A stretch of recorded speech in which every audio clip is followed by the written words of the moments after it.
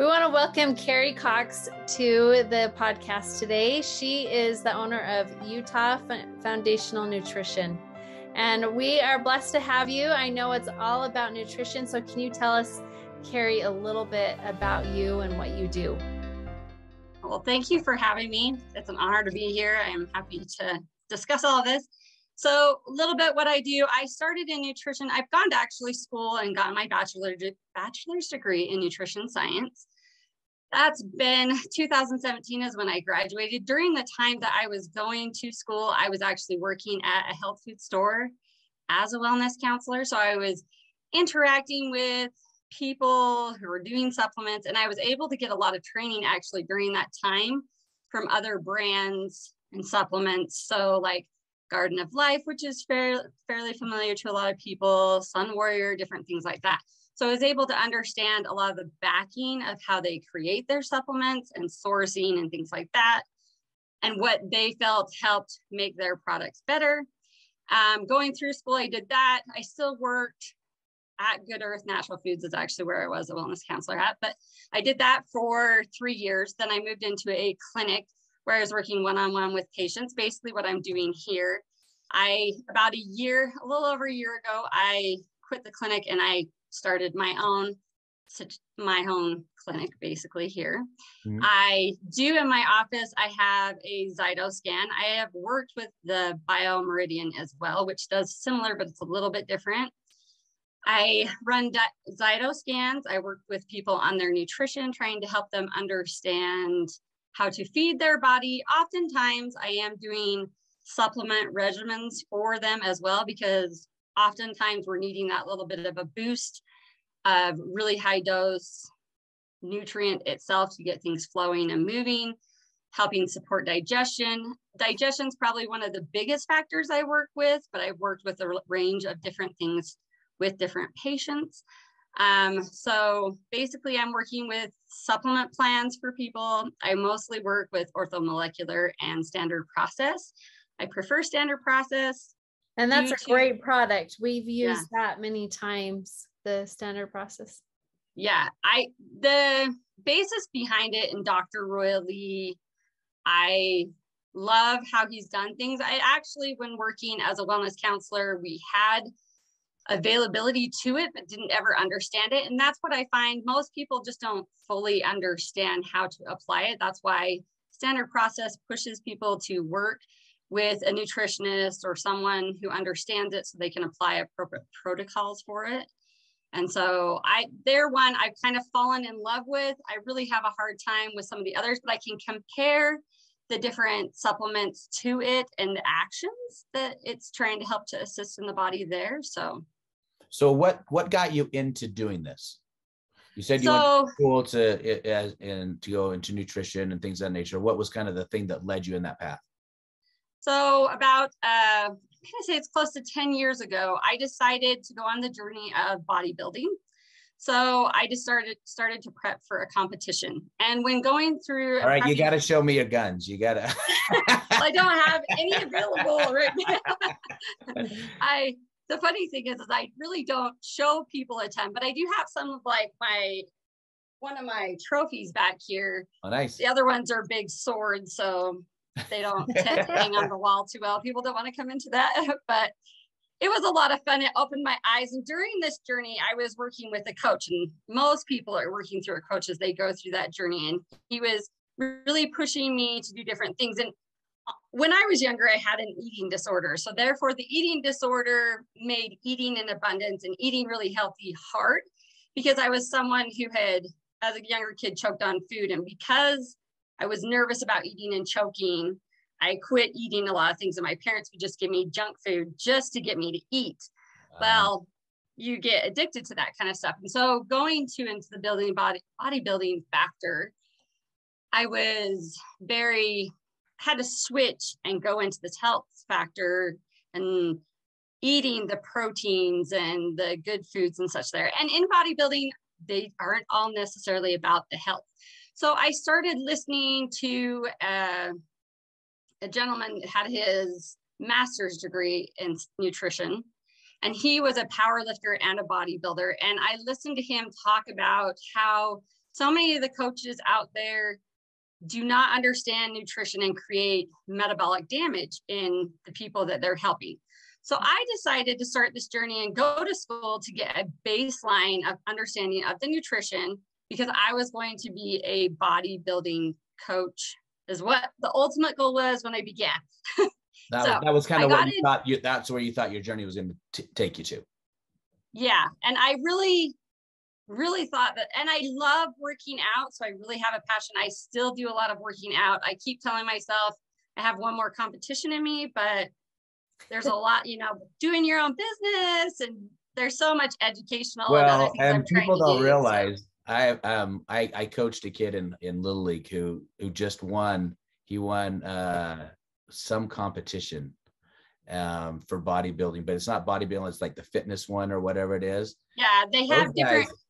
It's grueling. I mean, those guys, when they cut and when they do all that stuff, people don't realize how taxing it is so that they get that physique.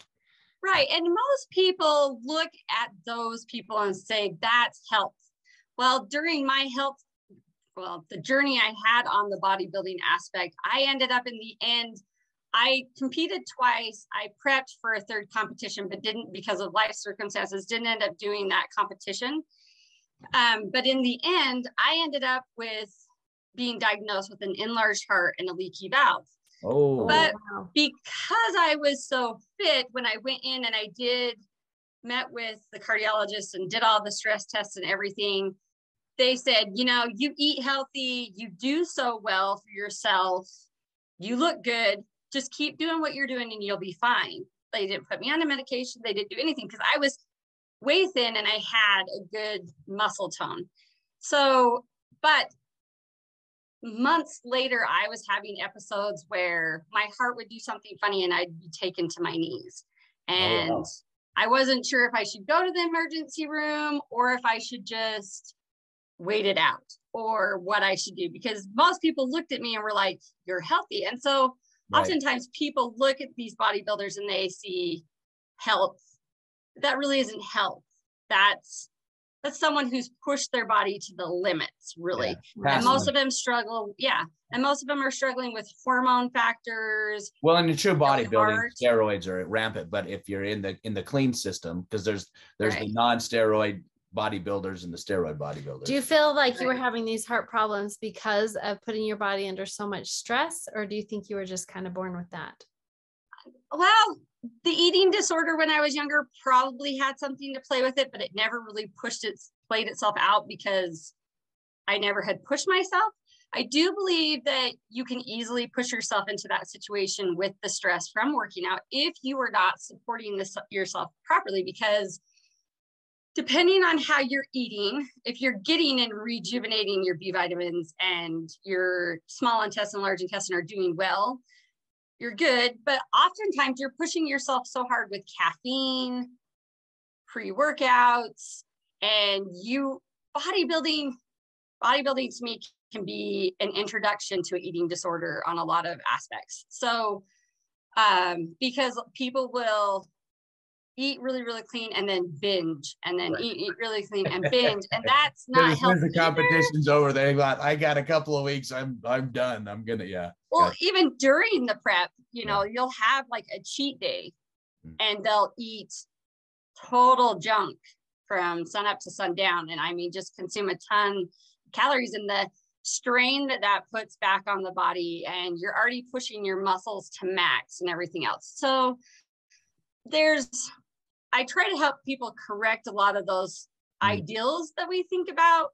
And I guess that's what helps me a lot too, is I've had a lot of life circumstances. So not only did I do the bodybuilding factor, but I had a dad at the time when I was going through school who was having diverticulitis. He ended up going to the point where he had his colon removed, and I was trying to help him nutritionally. Right. It was kind of too late. But he's had some major issues. My mom had stage 4 cancer, trying to help her go through the medical side of things. And I've been able to help her in her situation. She's done the radiation. Well, I think she just did chemo, actually, not radiation, but she did the chemotherapy. And during that, I was there giving her supplements and trying to nutritionally support her. I tried to get her to change lifestyle. Well, the chemo that's meant to kill her didn't kill her, kind of thing. Right. And she actually, so she had a series of it, went from doing well, basically in remission. And then I think it was like a year or so, again, it came back with a vengeance. She had to go and have surgery, get things removed again. They put her on a chemo pill. And most people on this chemo pill only live for a year. She's going on year 5 now. Oh, okay. And the doctors are saying the cancer's not there. And her doctors have actually asked her multiple times, what are you doing? You need to spread the word about what you're doing. But the problem is why isn't the doctors asking and trying to figure out? That's what ticks me off, right? It's like, oh, that's cool, you're doing that. Okay. And then they go on next patient and never ever try to learn any of this stuff, except it's not pharmaceutical, chemo-based practice. They have no clue and they don't want to know, which is so frustrating, especially in the cancer world. Let me ask you a question, kind of a different avenue. When you went through school as a nutritionist, did you find lots of contraindications to not contraindications, but didn't really jive with what's really nutrition? Because that's what I find. I think people that come out, I have a nutritional background, they know squat. They think of the pyramid as nutrition, right? Stuff like that. They really don't understand it because I think they're indoctrinated into basically the pharmacology medical model of nutrition. Right. Well, so when finishing school, I decided that I might want to become a dietitian so that I could have that background factor. And I went and actually worked in one of the hospitals with a dietitian in the kitchen. And they were giving Jell-O to all the patients? Yes. So the dietitian actually told me her favorite part of being a dietitian was doing tube feedings. And I thought, isn't that like past the point of what you've gone to school and done? I mean, that to me is, yes, that's great that you can do it and people need that. So that's awesome. But there's so much preventative prior to someone needs to get to that point, right? And she had more passion about that end game than the prior to. The 6 months that I worked in the hospital with her, I decided not to go to school to be a dietitian due to the fact that there was so many contradictory things. And I had people in the kitchen that would be like, hey, they would ask her, so what can I do to support my body with this or that? And she's like, I don't know. You're going to have to talk to Carie about that because I don't know those things.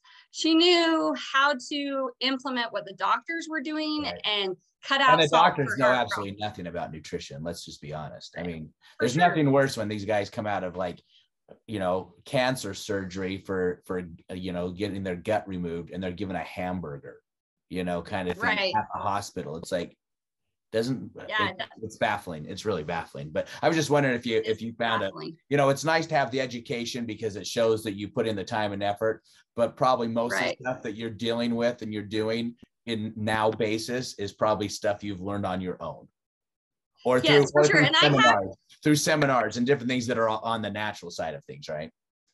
Right. And I've had people who have come in who have like gone through nursing and been very interested in getting into this field. Mm-hmm. And they'll come in because my first appointment I have with somebody is an hour and a half. And it can go much longer than that depending on the questions because I'm trying to educate. So I loved when I was looking at your guys' stuff where it says give knowledge, empower others, and elevate lives. I thought, exactly, that's the part that's missing. There are people who just want to walk in and have somebody hand them something, but I really try to sit and educate. But a lot of my tell me what I need to do and I'll do it, kind of thing. Right. Yeah. And I have those and that's fine. But most of the time they're curious at some point where I can get some information and educate them because in my whole time during my degree, the one thing that was apparent over and over again, people do not even have the foundation of how to be healthy. That's why it's foundational nutrition, is because I want to give you your foundation. And when you build that foundation factor, there's so much more you can go from there, but people are just missing that foundation. But I have patients who will come in and say, okay, you're teaching me all this stuff and it's not just out there for everybody's access. Where are you learning all this? And I've read a ton of stuff by Dr. Royal Lee, Dr. Christopher's. I have naturopaths that I'm reading things through. Carie, I will read a lot of his stuff. I'm doing a ton of research on my own. I'm listening and recording and reading books from the 1900s, you know, people who were writing back then, because I really feel that's where nutrition just went out the window. Well, there wasn't the medicines then. And so people had to really get back to the basics of what are these herbs and, you know, these things that are, you know, these different teas and these different things that they used to use, slabs that were, you know, getting back to that basics of nutrition of, you know, spit on that.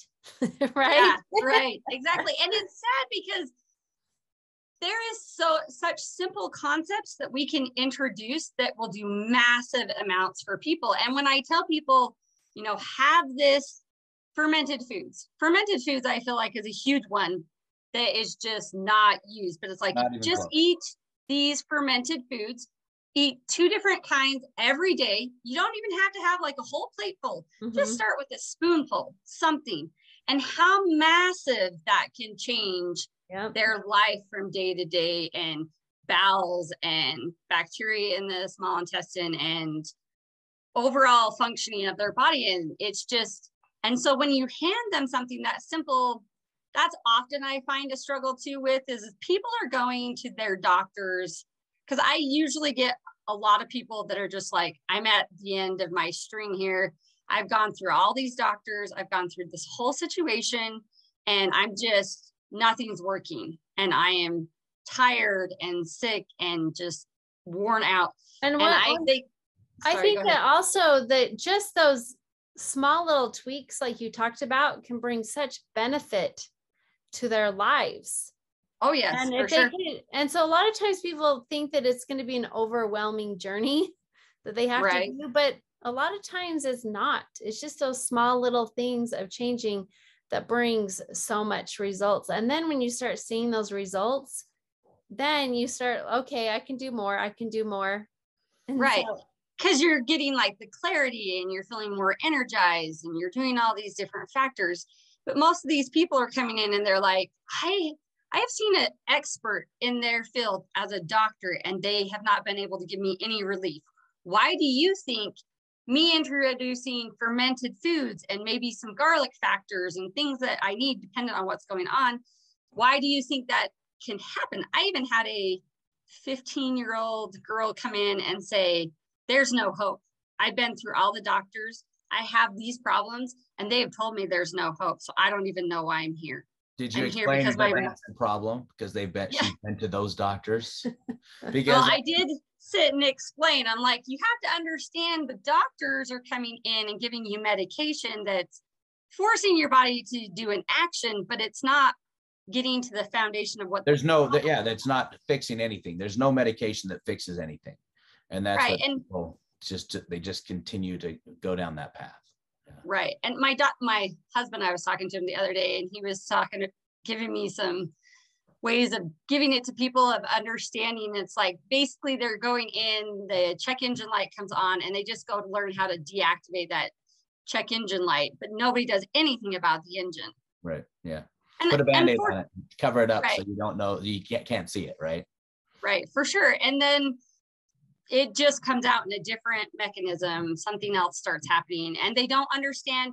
That's the next thing is I can tell them how the connection between all these different symptoms are coming from this one organ factor that's going on or some nourishment that's there. So, and you probably saw that we're really big into fermented things. In fact, on the website that you were probably looking at, it has learning with Liz stuff. And one of them is how to make your own fermented vegetables.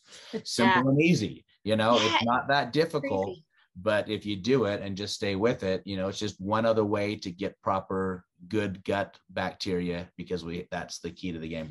But let's go on to the Zyto Scan. Yeah, let's ask. That's different than not that many people know what a Zyto Scan is. Can you kind of tell us, because it looks like that's a big part of your practice, is that right? Yes, that's usually, I have my patients come in, I have them do paperwork. So anytime they're coming in, they're filling out paperwork, you know, it's biased based on what they understand, what normal is, right? So you have some bias factors there. So the Zyto Scan is going to give me an unbiased response from their body. I compare it to the factor of like, you go into the gym and you stand on the body mass machine and it tells you your muscle, your fat, your bone, and all of that. And it gives you percentages. This is similar. It's putting in frequencies into the body and testing the body's response against these frequencies. It's going in and finding your neutral range using neutral things like water, air, things like that, and finding your range. And your range can vary from time to time, which gives me information, but not necessarily something that they understand fully. But I kind of explained that. And I do go through explaining the scan for someone who comes in first time, but it's basically a hand cradle. So it's just this little guy right here. Okay. And some people find it, again, this is that simple factor that makes some people feel leery, like, could it really be telling me this? But we all trust the body mass machine. Yeah. Oh, believe me, I've been called voodoo-y and all sorts of things. Anyway. It's a compliment, right? Yeah, my husband tells me you should feel good because that means you're getting somewhere when people take the time to give you those kind of names. So, but you'll put your hand on the cradle. I did the Zyto Scan versus the bioscan because the bioscan yourself, you have to touch each individual meridian area on the hands and the feet. The Zyto works for people who are older that have pain issues. They don't want to be poked everywhere. I've had that problem with older people so they can just come and put their hand down on the cradle. I've done kids anywhere from 2 all the way up to the older group of people. And it works nicely for the younger because they can just put their hand on there. It's not a big deal. So they leave it on there for a few minutes? It's depending on the type of scan I'm doing. Okay. So I have a basic scan, which goes through 198 for women and 197 for men. And it goes through those. Is that thing hooked into your computer so then you get a printout or a readout? Okay. Yeah, it pulls up on a program for me and gives a large report that has a ton of information. And I review that report with them and kind of show them what I'm seeing. It can be an overwhelming amount of information. So I try to read if they're interested or if they just want to understand the basics, or if I can just point out and say, okay, so here's what's going on here. It's looking at their organs and giving me stress response from their organs. It's also looking at emotions, and it can also give me factors of like environmental factors. So, and I can do a deeper scan on people to find out specific stressors or specific balancers, and it gives me feedback. It tests them against all the supplements I have to tell me what their body prefers. Their body will respond. Oh, nice. Yeah. Nice. So it's not a treatment mechanism. It's only a diagnostic mechanism. Is that correct? Yeah, it's a level 2, class 2 level medical device. But what I'm saying, there's no treatment with it. The treatment comes from the different products, different things that you do, but it's not necessarily trying to treat any of those through energetic wave or anything like that. Well, you can diagnostic. Right. There is a aspect that you can output onto like a stone, or you can put into a tincture that will put actual frequencies into that you can use to help send with them to support their body that way. Okay, gotcha. Okay. Yeah. So how is it that you're different than others? So most people, and I would say overall in the nutrition field and medical field, most people are just seeing what's agonizing someone and getting rid of that symptom. I try to help. Yes, people want to be relieved of the symptom. I get that, and I can help with that. But I'm ultimately looking at building their foundation. And I feel like at this time, when we have all the things going on, that is such a huge aspect to what people need to support. And so I'm looking at where the imbalance is coming in. Normally, I would say I dive in, it's going to be the gut and how we're digesting. People just aren't getting their nutrients in based on their modern diet. But I'm looking at where it's starting. Where's the pinpoint of where everything's starting to go wrong? And I'm looking at the foundation, and I'm working on building, not just getting rid of your symptoms. So you're stuck on something for the rest of your life. Is there some people that may need certain factors? Sure. If you're not willing to change your actual diet and you're not willing to change lifestyle factors, you may need to be on something for.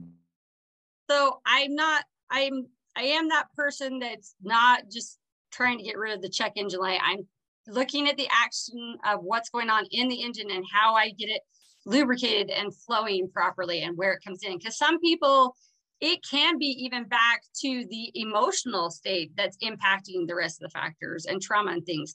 So I'm not an expert in that, but I can refer them to other people.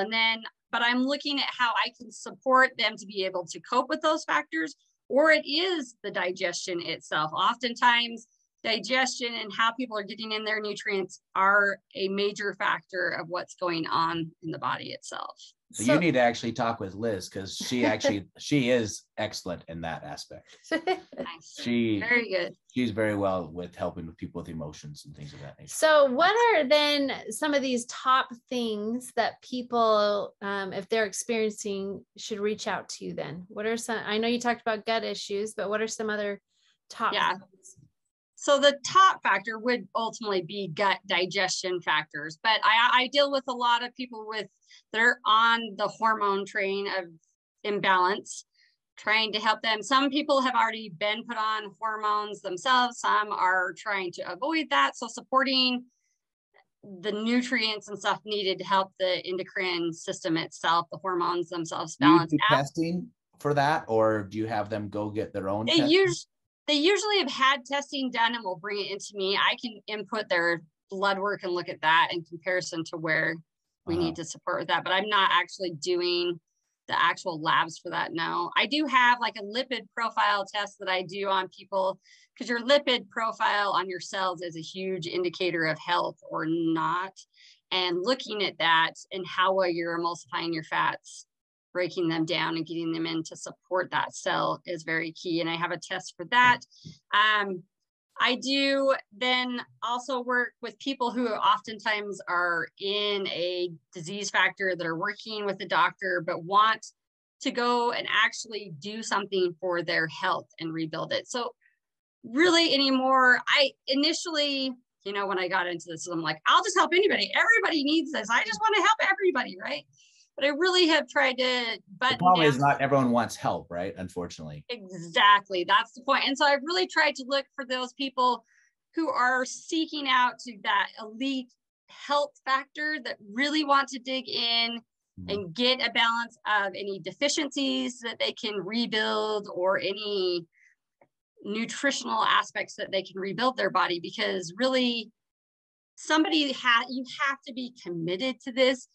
You don't have to do everything all at once. You can start baby steps and keep moving, but it is just a progress. And if you want massive results, you have to input massive action, right? So I work with people who are very serious and realize that the medical aspects and these different things are just breaking things down. They're not getting, and they want to be able to live a happy life with energy and just living. Well, Carie, thank you for being on with us today. And I know that you can help so many people. And you said that there's a promotion that you're giving to those listeners on the podcast. Do you want to say what that is? Yeah. So and also how people get a hold of you. Okay. So for my first time patients, I do a 30% off of the appointment, because there's various scans. So the range of pricing on them are differently, but 30% off of your appointment and any supplements on that first visit, I apply to their very first appointment. So they can do that. And I have, my website is utahfoundationalnutrition.com. I have blogs on there. I have my YouTube attached to there. My Instagram is also the Utah Foundational Nutrition. On Facebook, I have Roxy Gymrat Nutritionist. It's one that I've had prior to starting everything, so I just let it be. Yeah, you might want to go back to your Utah Foundational Nutrition, just start over. Right. What was the name of that one again? Roxy Gymrat Nutritionist. Okay. I went Don't by even Roxy. know how that got there, but I can assume because the bodybuilding, but where'd you get the Roxy? Right, for sure. Roxy is just something, that brand itself, I was into the hibiscus flower they have. That was a big like of mine, and that was my Instagram handle for a long time, the Roxy Gym Rat. So I just put nutritionist on the end of it. I had a lot of people on there. I didn't want to have to, and I've tried to change the handle, but I can't, for whatever, with Facebook, it's just not letting me get there with that one. So that's why that one's the only one. So do you want to give a phone number, or would you rather just have them get to you by email? Yeah, you can do an email at the Utah Foundational Nutrition at gmail.com, or phone number you can do is 801-675-2983.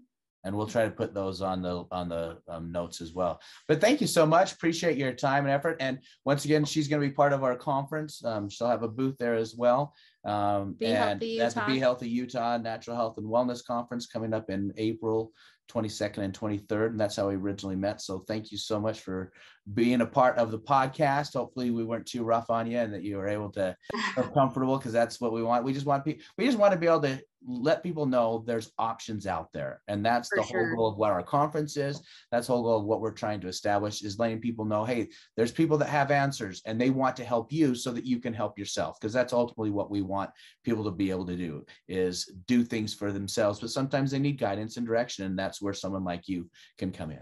So thanks, Carie. Thank you for joining us today. Thank you so much. I appreciate it. It was an honor, and I look forward to conference. All right.